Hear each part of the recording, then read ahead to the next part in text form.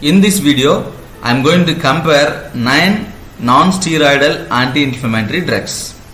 These medications can be by online and the pharmacies in the local without doctor's prescription because it's a over-the-counter drugs. When considering the mechanism of action of these drugs, all 9 medications works by blocking the production of prostaglandins. Paracetamol do not have any anti-inflammatory properties, so we cannot consider this as a NSAIDs. But paracetamol is used to relieve mild to moderate pain such as headache, toothache, menstrual cramps and muscle aches. Paracetamol is also used to reduce the fever. Paracetamol is also works by blocking the production of prostaglandins which can cause pain and inflammation. Para is generally considered as safe, but long-term use can cause liver damage. Second one is diclofenac. Diclofenac is used to relieve pain and inflammation caused by conditions such as osteoarthritis, rheumatoid arthritis, alkalizing spondylitis and menstrual cramps. Diclofenac can cause stomach irritation, especially it's used for longer period or in high doses. Number 3, ibuprofen. Ibuprofen is used to relieve pain and inflammation caused by conditions such as headache, toothache, menstrual cramps, osteoarthritis, rheumatoid arthritis and fever. Ibuprofen also can cause stomach upset, heartburn, stomach ulcer, especially with long-term use. Number 4, aceclofenac. Aceclofenac is used to relieve pain and inflammation caused by conditions such as osteoarthritis, rheumatoid arthritis, alkalizing spondylitis and menstrual cramp. It is also having the side effect like diclofenac can cause stomach upset, heartburn, stomach ulcers when using long term. Number 5, mefenamic acid. Mefenamic acid is used to relieve pain and inflammation caused by conditions such as menstrual cramps, arthritis and toothache. It is also can cause stomach problems when used long time. Number 6, naproxen. Naproxen is used to relieve pain and inflammation caused by conditions such as headache, toothache, menstrual cramps, osteoarthritis, rheumatoid arthritis and fever, and also it is used for the gout pain. Naproxen is not recommended for the people with history of stomach ulcers, bleeding or kidney diseases. Naproxen is not recommended during pregnancy, especially during the last 3 months.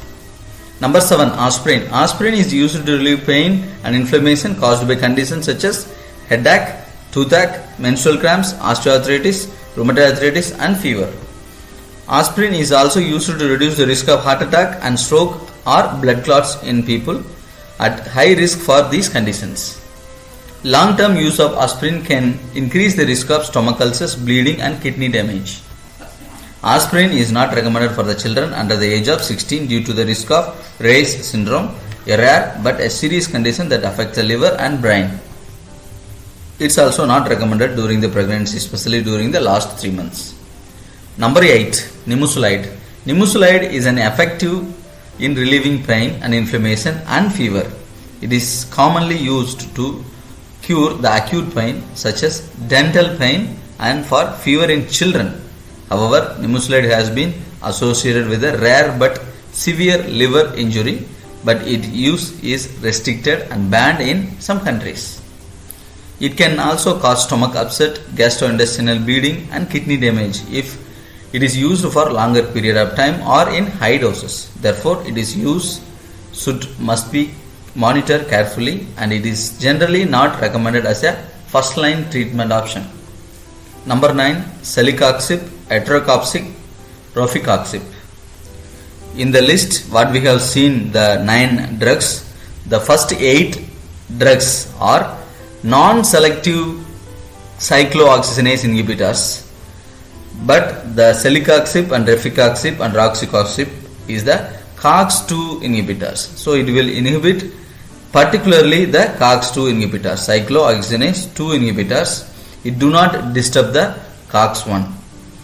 But the other NSAIDs will disturb the COX-1 and COX-2 also. So they are non-selective inhibitors. That's why they cause stomach problems and stomach ulcers. But these COX-2 inhibitors never create any stomach ulcers or stomach problems.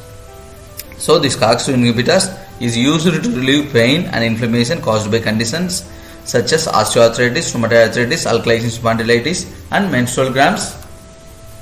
This selective inhibition of COX-2 results in a reduction of pain and inflammation without affecting the COX-1 and the production of prostaglandin that protect the stomach lining and regulate blood clotting as seen with non-selective NSAIDs. However, COX-2 inhibitors are associated with an increased risk of cardiovascular events such as heart attack, stroke, especially in people with history of cardiovascular diseases.